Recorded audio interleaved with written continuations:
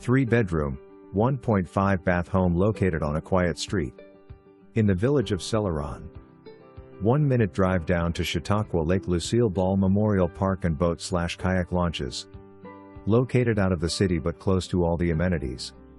New vinyl sliding glass doors lead out to the back deck and fully fenced-in yard with 24x4 above-ground pool, winterized, ready to open 2 sheds, outdoor fireplace, decorative/flowering trees, shrubs and flowers.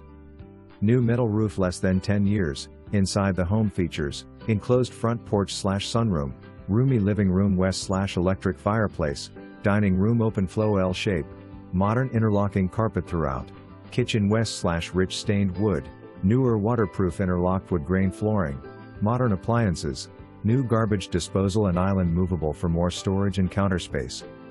Den has custom-made shelving, built-in cedar steam sauna that leads into first floor laundry area west/2 cabinets for storage, water/electric hookups and half bath.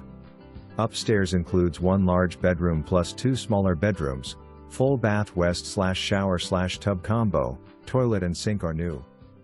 3 years.